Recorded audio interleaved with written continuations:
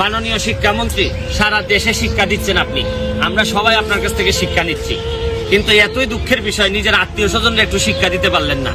যে আমার আত্মীয় বা আমার বোন যদি মন্ত্রী হয়, তাহলে আমি নিজেই ইচ্ছা করলেই যে এই দুর্নীতিতে আশ্রয় নিব না, বা মন্ত্রী বা মন্ত্রণালয় ব্যবহার করে আমি কোনো জালিয়াতিতে যাব না, বা সরকারি টাকা আত্মসাৎ করতে যাব না, এই শিক্ষাটা আপনি আপনার আত্মীয় স্বজনরা দিতে পারলেন না।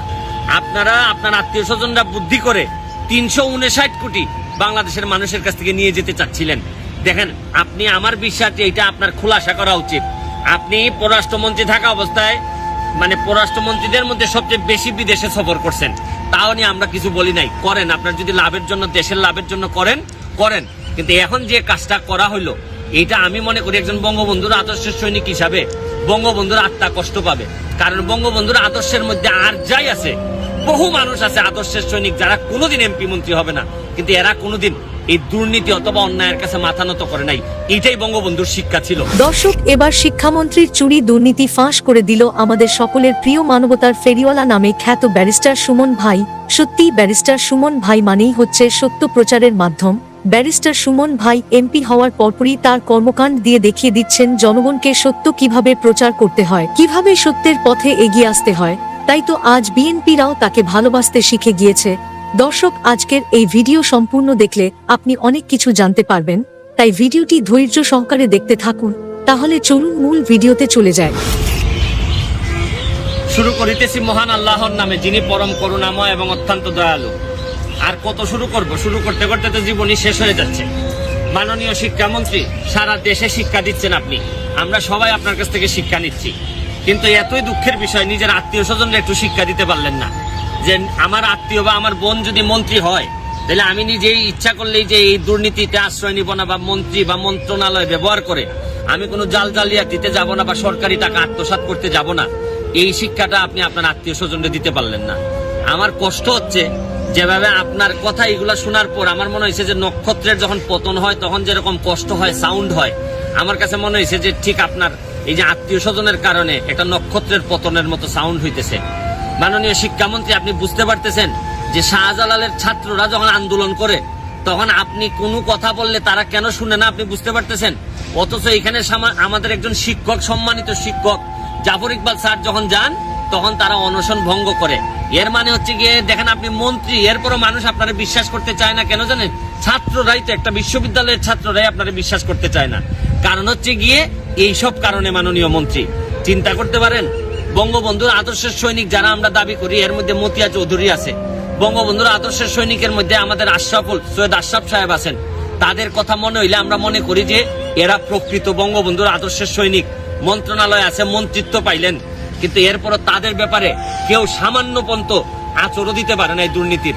অথচ তারাই আজকে দেখেন, আপনি আমাদের বঙ্গবন্ধুর আদর্শের সৈনিক দাবি করা একজন মানুষ, আপনার জায়গাটা যদি এত নড়বড় হয়ে যায়, তাইলে আওয়ামী লীগ কোথায় গিয়ে দাঁড়ায়? এই আমরা সরকার কোথায় গিয়ে দাঁড়ায়? দেখেন, মাননীয় প্রধানমন্ত্রী জননেত্রী শেখ হাসিনা কত কষ্ট করে একটা ইউনিভার্সিটি স্যাংশন দেন, আমাদের শিক্ষা ব্যবস্থাকে বাড়ানোর জন্য এত কষ্ট করলেন, চাঁদপুরে একটা ইউনিভার্সিটি দিলেন। অথচ আজকে আপনি এবং আপনার পরিবারের এই কর্মকাণ্ডের কারণে আপনি দেখেন আজকে চাঁদপুরে এই ইউনিভার্সিটিটা হইতেই কত দেরি হবে। আপনারা আপনার আত্মীয় স্বজনরা বুদ্ধি করে 359 কোটি বাংলাদেশের মানুষের কাছ থেকে নিয়ে যেতে চাচ্ছিলেন। দেখেন, আপনি, আমার বিশ্বাস যে এটা আপনার খোলাসা করা উচিত।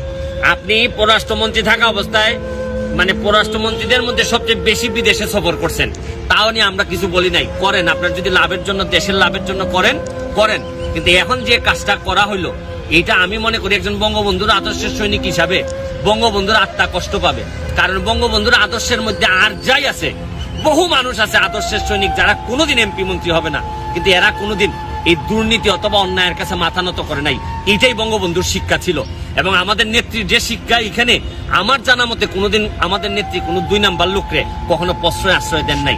আমি শুধু এই কথা বলবো যে এখন যে সামনে যে অভিযোগগুলো আসছে আপনি খণ্ডন করেন, আর না হয় দেখেন আপনি কিভাবে শাহজালালের বিসিরে রিজাইন করতে বলবেন। কারণ শাহজালালের বিসির বিরুদ্ধে যেসব অভিযোগ, কারণ এইসব অভিযোগ তো আপনার বিরুদ্ধে, আপনিও তো আপনার লোকজনকে কন্ট্রোল করতে পারেন নাই, নিয়ন্ত্রণ করতে পারেন নাই। শাহজালাল সাহেবের এই শাহজালাল বিশ্ববিদ্যালয়ের ভিসির পদত্যাগ যদি দাবি করে মানুষ, তাহলে আপনার পদত্যাগ দাবি করবে না কেন? কারণ আপনারা হয়তো দাবি করে না, কারণ আপনারা ভয় পায় মানুষ। আপনি এবং আপনার এই আত্মীয় স্বজনরা শুধু যে সরকারের 359 কোটি টাকা নিতে চাইছিলেন, জনগণের টাকা নিতে চাইছিলেন, তা কিন্তু না। আপনারা এখন এই বিশ্ববিদ্যালয়টা চাঁদপুরে যতদিন দেরি হবে হইতে, এটার কারণ আপনি এবং আপনার পরিবার। আপনারা শুধু যে সারা বাংলাদেশের মানুষের সাথে এই প্রতারণা দুর্নীতি করছেন তা কিন্তু না, চেষ্টা করছেন তা কিন্তু না। আপনারা পুরা চাঁদপুরের মানুষের সাথে, চাঁদপুরে আপনাদের জন্মস্থান হওয়ার পরও চাঁদপুরের মানুষের সাথে, জন্মস্থানের মানুষের সাথে প্রতারণা করার চেষ্টা করছেন। এইটা আমি মনে করি সেই মনিয়র ফ্যামিলি, এবং আমি বিশ্বাস করি এটা খুলাসা হওয়া উচিত। আমরাও জানতে চাই যে এই কাজ আপনি করেন নাই, আপনি পরিপূর্ণভাবে খুলাসা করবেন।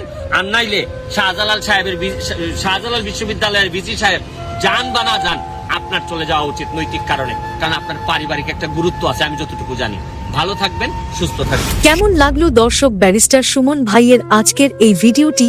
দর্শক কখনো ভেবে দেখেছেন যে এরকম দুর্নীতি এমপি মন্ত্রীদের কেউ কখনো ফাঁস করতে পারেনি? কিন্তু ব্যারিস্টার সুমন ভাই এমপি হওয়ার পরই যেমন ভাবে করছে উন্নয়ন, তেমন ভাবেই দুর্নীতির বিরুদ্ধে রুখে দাঁড়াচ্ছে। সত্যিই বলতে হয় ব্যারিস্টার সুমন ভাই একটা ফাটাকেষ্ট। কারণ ফাটাকেষ্ট মুভিটাতে আমরা দেখেছিলাম কিভাবে ফাটাকেষ্ট অন্যায়ের প্রতিবাদ করে মন্ত্রী হয়েছিল এবং জনগণের অভাবনীয় অকল্পনীয় ভালোবাসা পেয়েছিল। ঠিক তারই প্রমাণ দিচ্ছে এবার রিয়েল লাইফে বাংলাদেশের ব্যারিস্টার সুমন ভাই। তো দর্শক, আশা করি আজকের এই ভিডিওটি আপনাদের কাছে ভালো লেগেছে। ভালো লাগলে বেশি বেশি শেয়ার করে সকলকে দেখার সুযোগ করে দিবেন, কারণ আপনার একটি শেয়ারের মাধ্যমে আরো দুজন দেখার সুযোগ পাবে। ভালো থাকবেন, সুস্থ থাকবেন। দেখা হবে পরবর্তী কোনো ভিডিওতে। সেই পর্যন্ত নিজের খেয়াল রাখবেন সব সময়।